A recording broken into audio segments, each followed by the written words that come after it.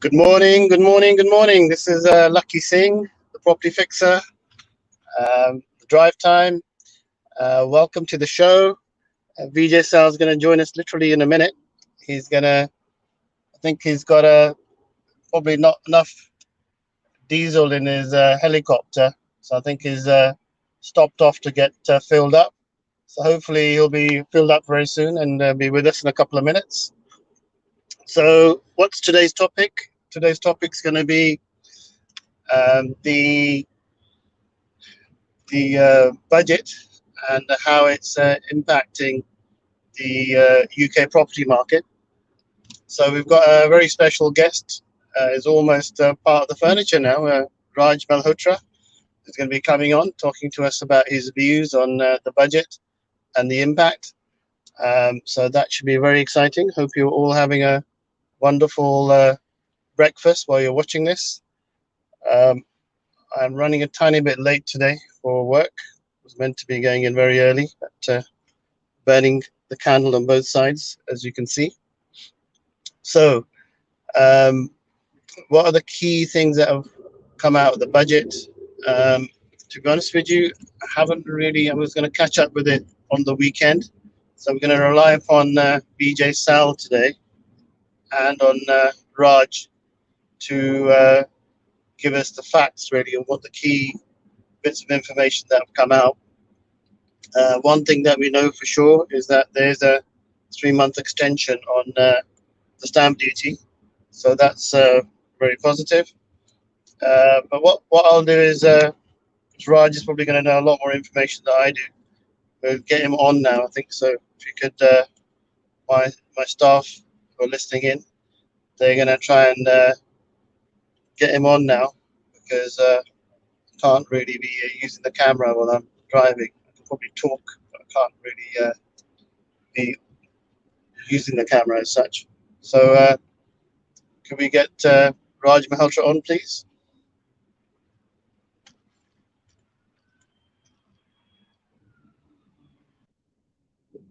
Wow, that's magic, see? It works. It's actually a younger version of Raj Malhotra. It's BJ Sal.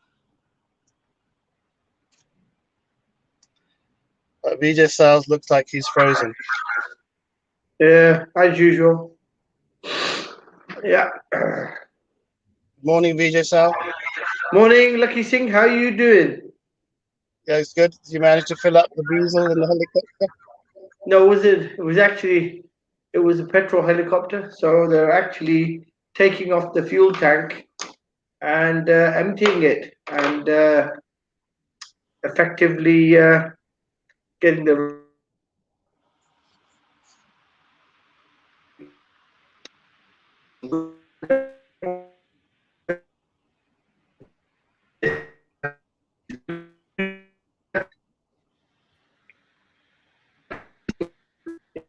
question for you. What's like I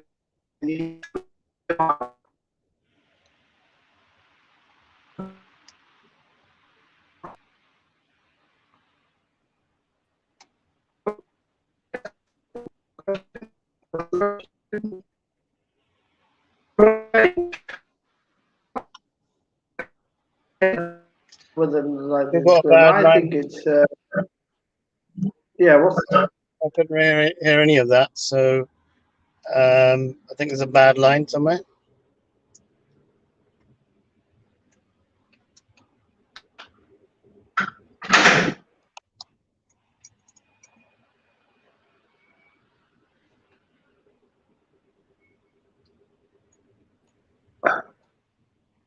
Right. Can you hear me now, Lakhi Singh? That's a lot clearer. Better now. Excellent. Right. What's the weather like there in the square mile, Lakhi Singh? It's 6 degrees centigrade. It's been quite cold in the morning and evening. The weekend was pretty amazing. Cold in the morning and evening. Yeah, it's been quite chilly winds. But on the whole, it's quite a bright, nice day. Sun is not necessarily out; it's a bit clouded. It's nice.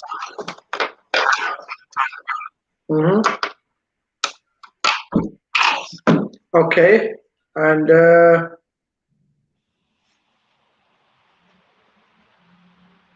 what's the topic for this week? End, I think, is what's the topic?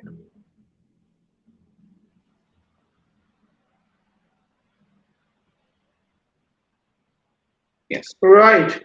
So the topic for the weekend, or the saying of the weekend, is never regret a day in your life, and which means a good day brings you happiness.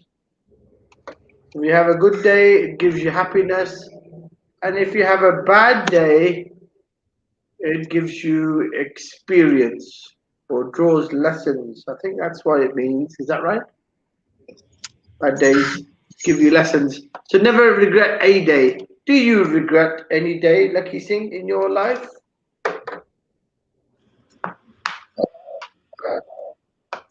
No, I think whatever happens for a good reason. So you better pick yourself up and learn from it. I think so. You pick yourself up and learn. That's right. So you don't regret any day. What about the good experiences? What do they bring you happiness, or do they just bring you happy? Or... Well, good experiences you don't often regret. Obviously, enjoy, and you can think back, And the reflect bad on ones?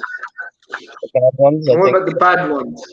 you could probably remember them more to make sure that whatever you did, you don't do again, or if you can avoid something happening, you want to try and avoid it if you can.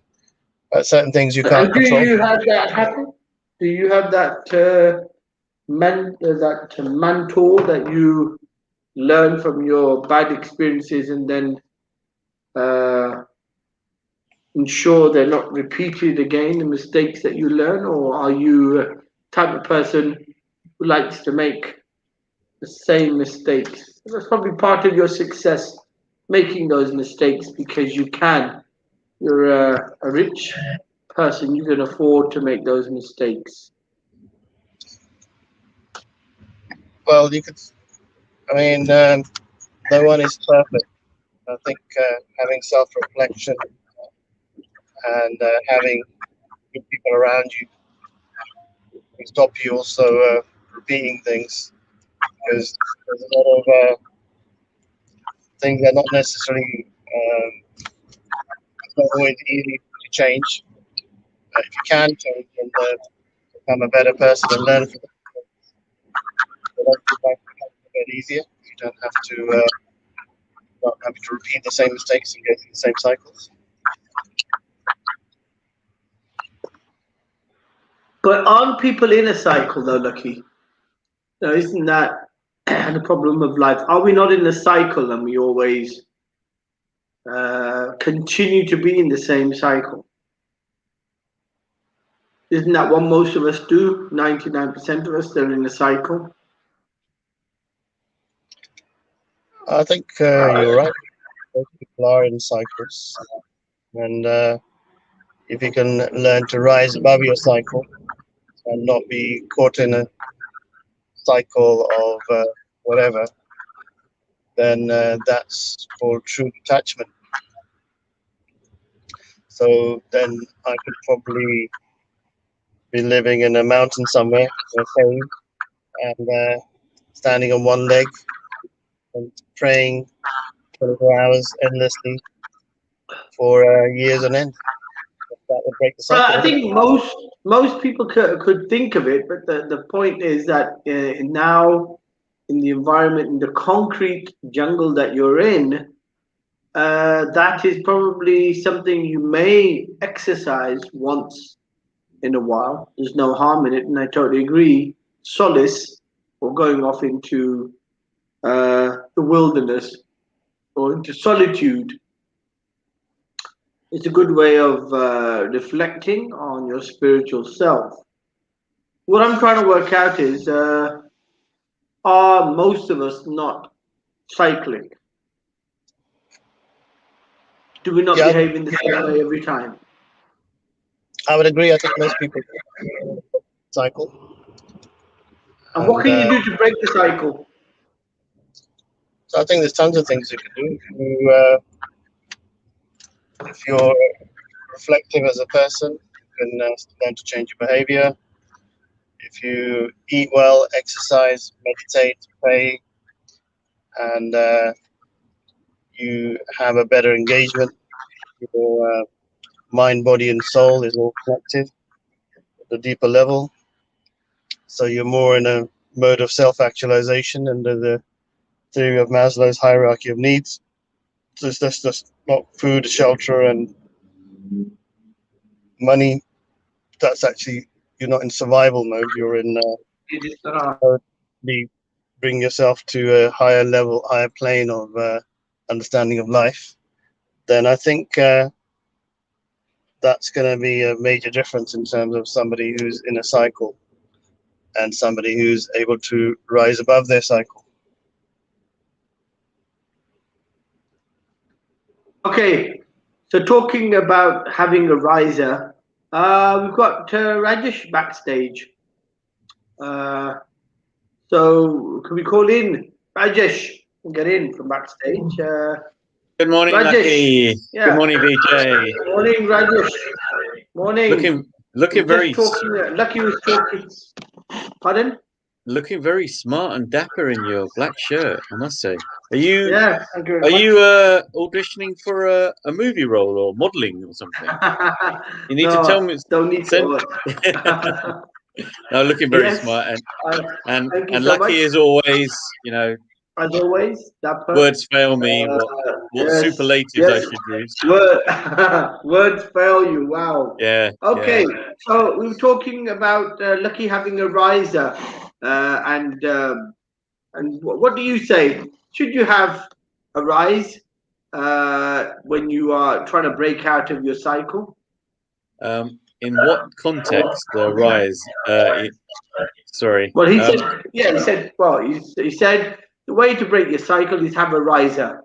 So, or rise up, or rise. Is that like a negative cycle? Is that like a cycle where you're in a vicious cycle?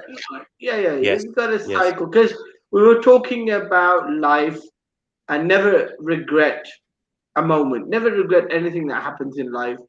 And the reason being, we said, right, okay, most people would say that. Some people may not say that. Some people may be very introspective, and they keep sort of like dwelling on the past and going back to things that happened in their past, and they can't let go. But generally, the topic is, never regret a moment in your life, never regret an event, never regret what happens. And the good ones are the ones to cherish, or to like, or to get goodness from. And the bad ones are the ones to learn from. Exactly. I agree. So you said, are you in a cycle? Are you a person who's in a cycle? Because, you're a rich, successful entrepreneur. So can you afford to stay in your cycle, especially if they lead to loss or damage? And his answer was, no, I have a riser, or I rise to get out. Yes. So what do you do? What do you say? Do you say that having a riser in your cycle, is that the right thing to do? Or do you sort of find it difficult to break out of the cycle of your behavior? Because everybody has a cycle, not their behavior. Yes, well, I don't know if you know, there's a story about, obviously this is pre-COVID, but there's a story about people in a care home. That maybe they're 70s or 80s, and they're with their, children and grandchildren come and see them, but they look out the window and they wished they took more chances in life. So I mean, we all have regrets, but the thing is not to wallow in them. I know it's easy and people are going through challenging times, but you got to remember that this life we have, if we don't want to go spiritual, but we in our religion believe in reincarnation. Even then, right, that time is not going to come again. So wallowing in what's happened. And I used to do this a lot. So I'm not preaching. I'm just saying that I agree with you that you need to, there's a thing called pattern interruption. They talk about it in NLP and coaching. So pattern interruption. Yeah, pattern interruption. It's like is that like having a riser? Is it like Lakhi Singh has risers? It's sort of like breaking the pattern. Like the record is spinning, and you're breaking it. It's called pattern interruption. So I think this is what Lakhi does, and a lot of you do it as well. I do it as well. There's days when things will go smoothly. Will go absolutely smoothly. You'll go like Groundhog Day. I wish I had this day every day. And there's days that don't go smoothly. But there was a post someone put on about work-life balance, and I digressed. And I said, look, you are going to get days where things aren't going to go well, and you just learn from them. You know, you don't beat yourself up about it. You know, a lot of people beat themselves up, but you got to say that that's now in the past. And coming back to your earlier question about people bringing in their emotional baggage of hurts that's happened in the past, or they replay conversations. Maybe they've had an argument with a close friend or family, and they keep replaying it, or something's happened. They lost a client. It could be anything. You know, they've lost money, and they take it personally. And our minds are such that they will replay it because the subconscious mind cannot tell the difference between a real and an imagined event. So you learn from those experiences. You try not to make those mistakes again, but you learn from them. But if you keep wallowing in there, all it's going to lead to is more fear, anxiety, doubt. It'll knock your confidence. It'll knock your self-belief. And I was a classic poster boy of this. You know, things would happen, and I'd say, "Well, why does that happen to me?" But I was being selfish because there are worse people off than me. There are better people off than me, and the universe. You can call it universe. You can call it Alice if you want. Will send you lessons for making you grow. We're here to grow as human beings. We're here to grow. I hope the viewers do get this because it took me a long time to realize this, and I finally got it. And what happens is you have a shift in perception, and you realize that, you know, everything happens for a reason. We may not understand that reason at a particular point in time, but everything happens for a reason. And I like what you said. Good days, you cherish them, and the bad days, you learn from them. I think that I couldn't say it better myself or encapsulate it better myself. So I hope the viewers that are watching this realize that, you know, it's like when we were talking about failure and success, right? Failure isn't one big cataclysmic event. There's loads of little errors of judgment that you've done that have gone to the, you know, that have accumulated. And it could be over days, weeks, months, or years. And then suddenly it happens. And then you go, oh my God, what's happening here? Why is this happening to me? My partner's run off with the money, or my business has failed, or, you know, and what's happened is that those errors, maybe they were subtle, but you didn't realize them. And vice versa, alternatively, success is habits that you've built over the years that have accumulated, that have come to one, you know, big success. So I know we're digressing a bit, but this does tie into regrets. You know, you shouldn't.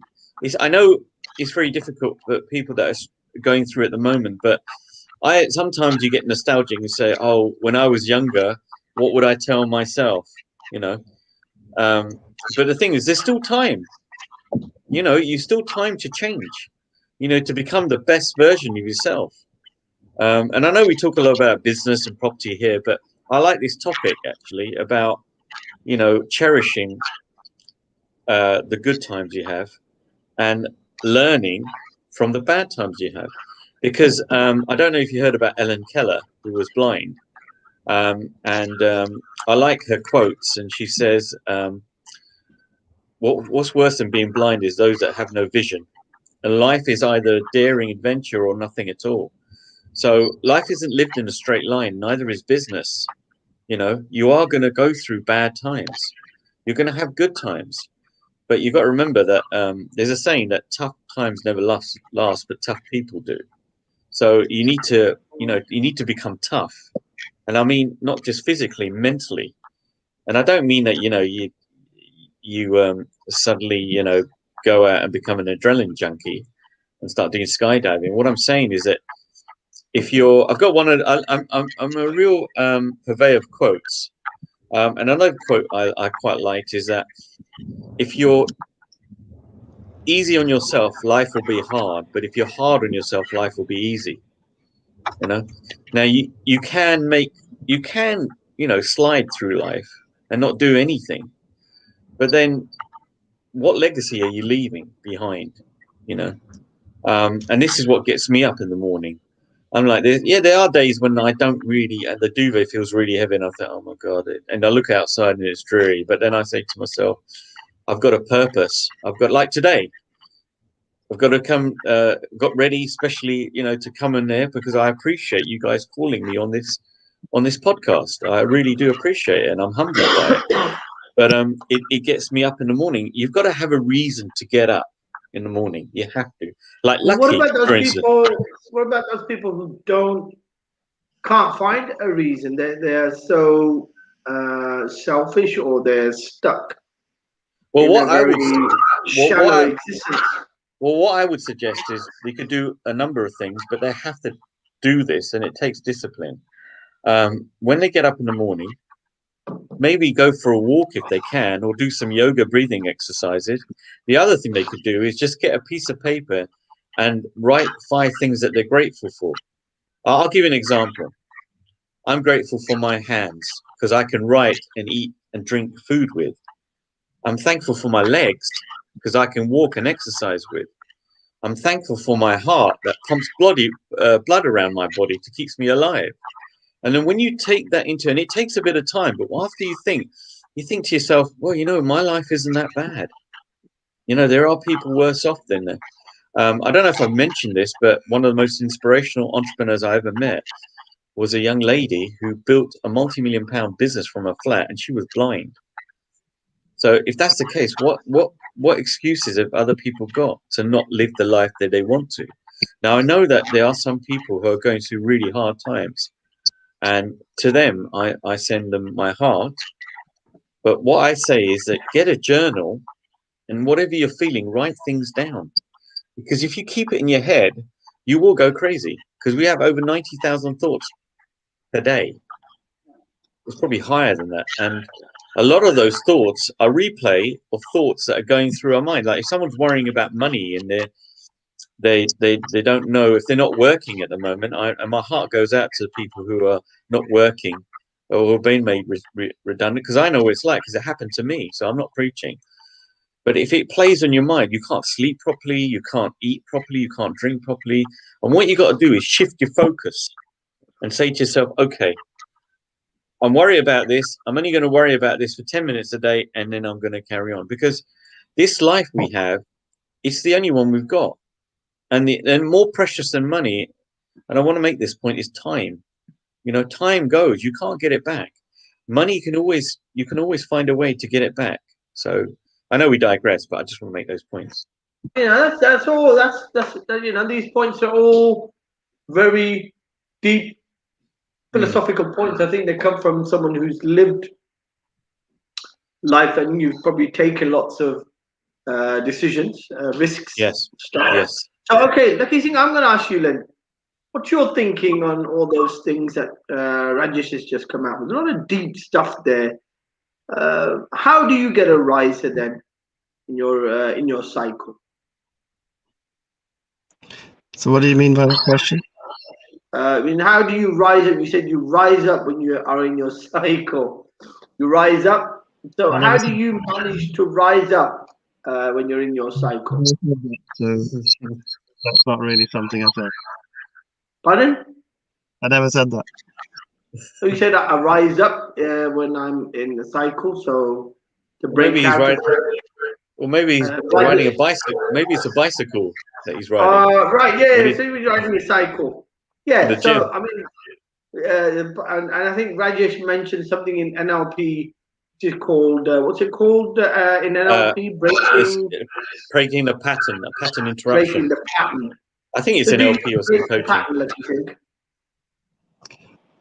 So how would I break my own? How would you break your what? My own pattern.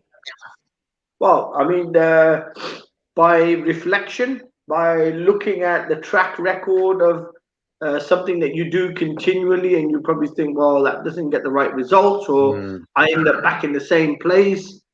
Some reflection, I think, would be part of breaking the cycle, or having a riser, or what was it called? Breaking the record, was it? What was it called? Yeah. You know, it's like that saying. How do you do that, Lakhi? You sound like a broken record. So you need to break the pattern. That's right. Break the pattern. I think Lakhi does it unconsciously. I think it's habitual. I think he's for him. got that panache about him. Yeah. He knows how to break the pattern. So, Lakhi Singh, how do you do it subconsciously? How do you break the pattern? I don't think he thinks about it. I think it's like just that. Does it like a predator, like a natural predator that he is. Well, he is a lion. Yeah. He's the king of the jungle. Yeah, you're being the king. Are you doing that just naturally without thinking? Is it the natural reaction, being that you are a predator? I think nothing is natural. Everything is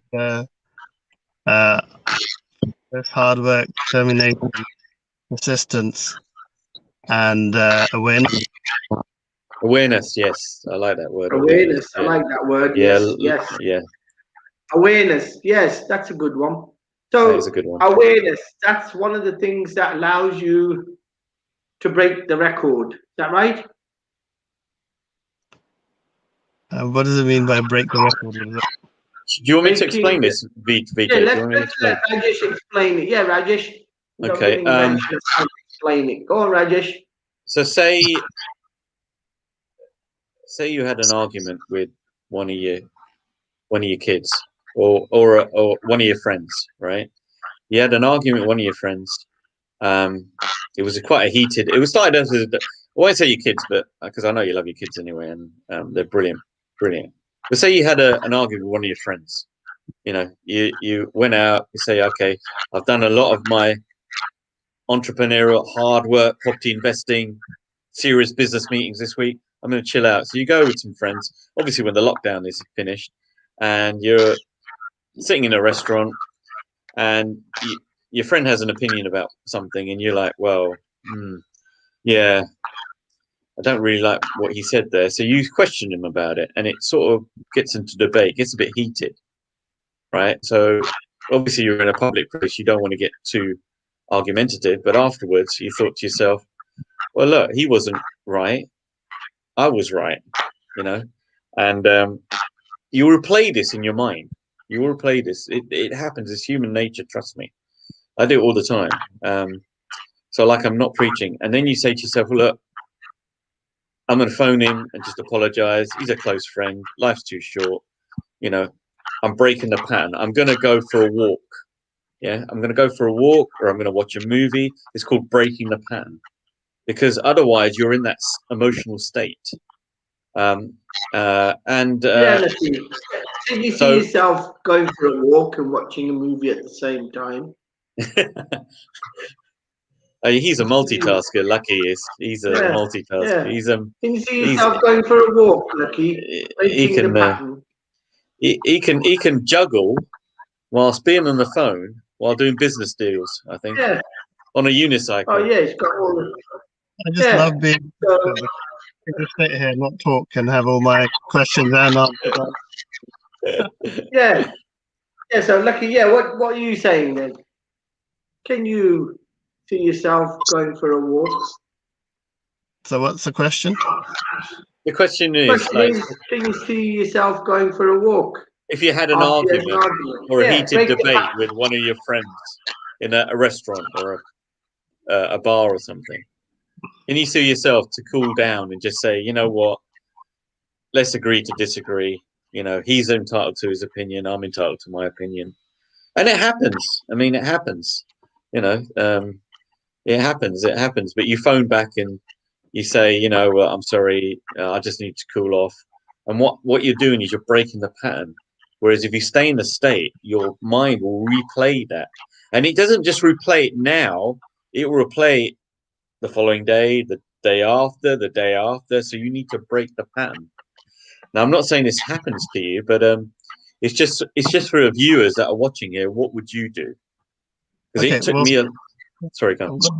I've got a few different views on that. So the only person that you're hurting when you're in anger or in resentment, exactly, is yourself. And if the other person that you're with, for example, is a wife or a brother, or A friend or something, yeah. Then if there's a resentment on their side, that's what I'd probably be worried about, because them to hold resentment, they can't break their pattern. Then So it takes. What you need to do is you need to be able to talk to them, but not really do it for a walk. You need to probably come out of your own psychological drama in your head, and actually deal with it sooner rather than later. Yeah. But if you're to the word awareness, then the awareness is there for a reason. Then, but taking no action to do with your level of awareness just means you're just allowing things to happen around you. You're allowing it to fester as well. Really taking ownership. No point really having the awareness if you've got no ownership either. Yeah, responsibility. Yeah, I agree. I agree. I totally agree with it. Okay, so let's go on to today's topic then. Well, this is also part of today's topic. So it's a side topic of the topic. Well, the question is obviously 21 and the effects of the budget. No, it hasn't been announced yet. But what are we looking for? What do you think the economy needs? What do you think the Chancellor should be trying to? What should he be focusing on when he announces the budget? Rajesh, to you first. Well, you know my thoughts. You know my thoughts about stamp duty. As much as it brings needed revenue, I think they should just scrap it. That's my first thing. The second one is with regards to these 95% mortgages, and I know this for residential property, and I know he's trying to get first-time buyers, but there was a poll put on one of these, I think it was one of these platforms, saying that the first-time buyers don't want 95% mortgages. They want to be able to afford to get on the property ladder. So if he'd have gone back to doing the Help to Buy scheme, I think that would have been a bit more preferable. Because let's just take an example. Imagine a property is £500,000, right? Maybe it's a 3-bedroom house in London somewhere. Okay. 10% deposit is £50,000. 5% is £25,000. Now, let me ask you a question. Especially in these times, who actually has access to £25,000 at the moment? And we'll disregard what Lakhi says, because he can rustle it like that. He's got the Midas touch, so we'll disregard. I mean, he flies in different circles. You know, he's like. 25,000 is probably 25,000 is literally peanuts for him, man. Yeah, I mean, we're talking 25 million. But yeah, for the average person in the street, imagine they're a teacher. One of the couple's a teacher, the other guy works in marketing. But what's happened is the guy in marketing has been furloughed, and he's not sure if he's going to continue. And they got savings, yes. But who has £25,000? And this is just on a £500,000 property, which, let's be honest, you could probably get a garage for that in London. You'd probably have to go north.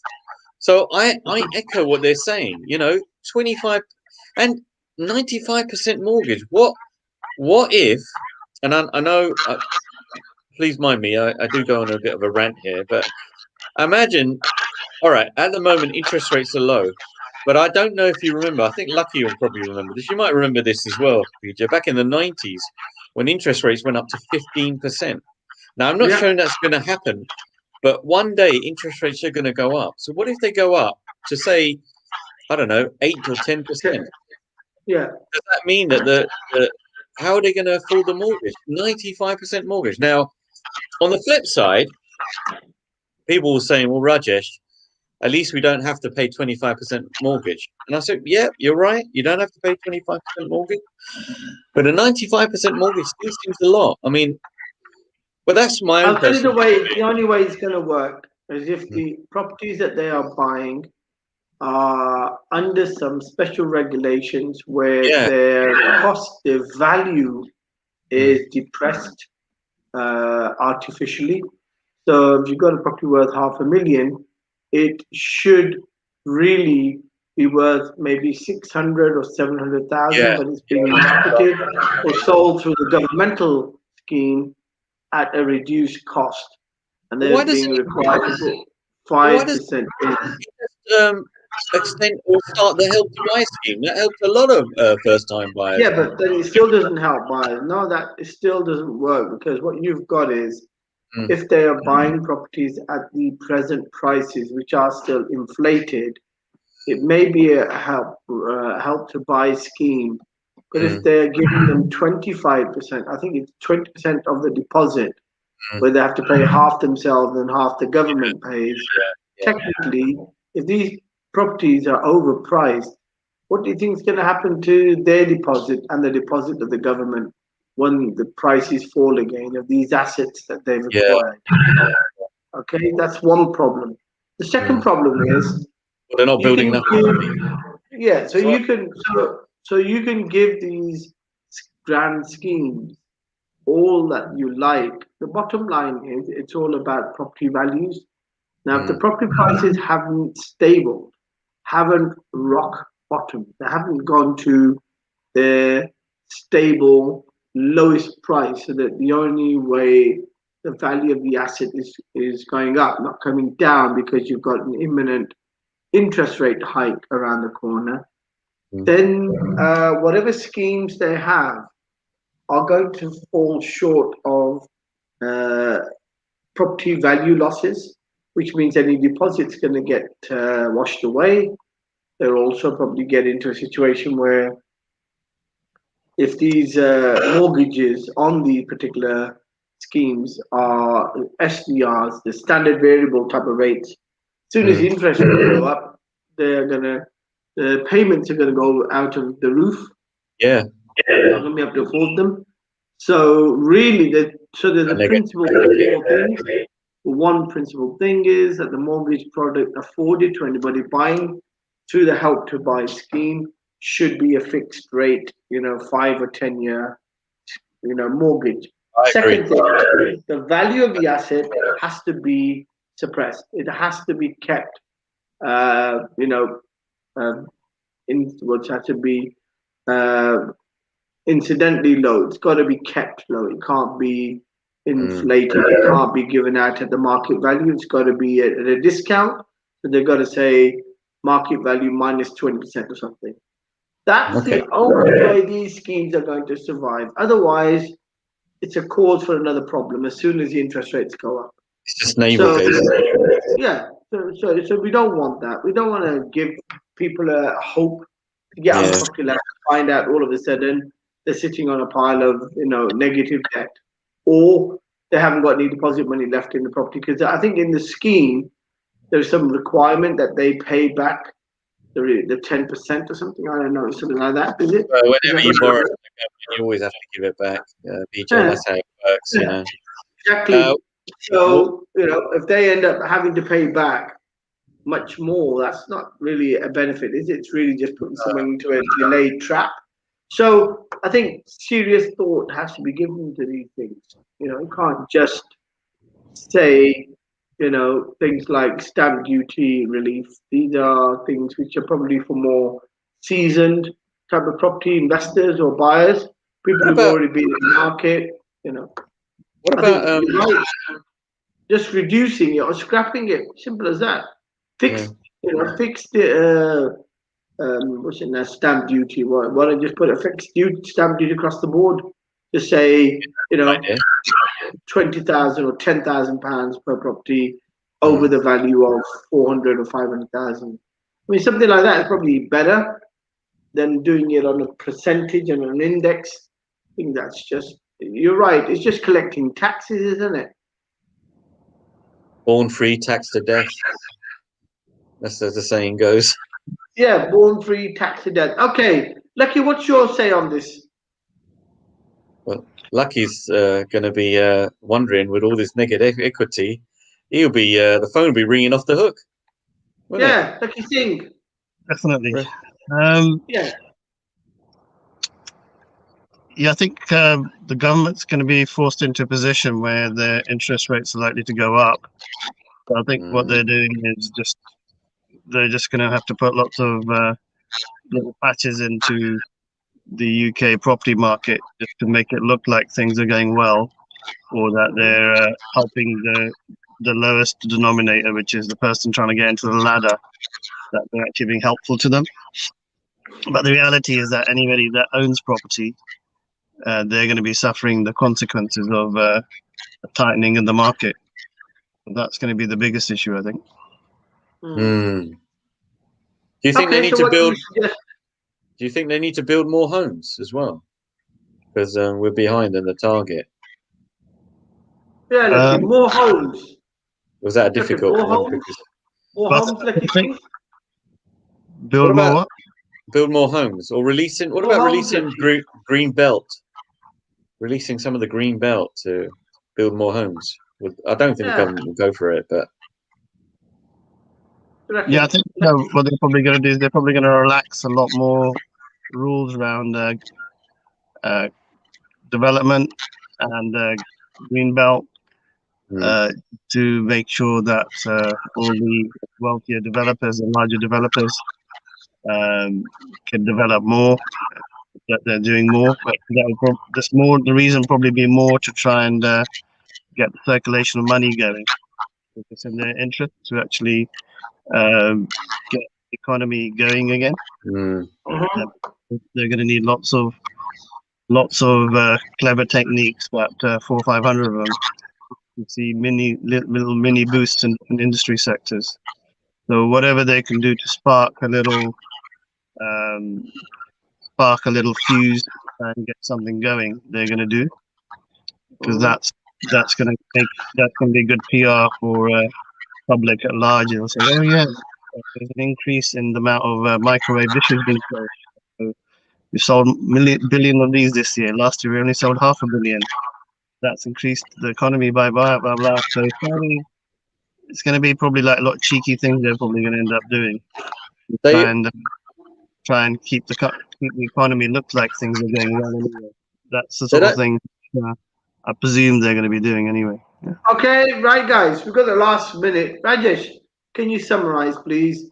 What do you think? 21, crucial, most topic for the budget. 21. What do you think is going to be high on the list of the chart, except apart from stamp duty? It's going to be high on the list. Well, he hasn't seemed to done very much for the self-employed or entrepreneurs like ourselves. I was expecting a little bit more. One thing I was surprised was, and maybe it just affects the larger companies, was him increasing corporation tax from 19% to 25%. Obviously, it's not effective until 2023, but that is quite a significant. I think if it's, correct me if I'm wrong, but is it only if you make profits over 50,000? But still, it might be higher actually. I've got to go back, but I just think that's a significant jump. I think if he'd have just said, okay, we'll leave it at 20, we'll increase it by a couple of percent to 20%, because that's the standard, to go to 25%. Also, he's come up with these recovery loans as well. So I think the government's going more on borrowing, like you said, rather than offering grants. I know he's given grants for the self-employed, but a lot of people still can't apply for it. But my thoughts are that, I mean, it was an okay budget. I suppose he's in a bit of a tight spot with the pandemic. we haven't even discussed the impact of Brexit because he didn't even mention it. Hopefully the next budget, if once the vaccines are all and things start opening up, there'll be more opportunities. But remember, within crisis, there's always opportunity. An entrepreneur is an opportunity seeker, whereas an employee is a security seeker, sort of thing. But yeah, those are my points on that. Yeah, and what do you say then? What's your take on it then? Can you see yourself opening things up?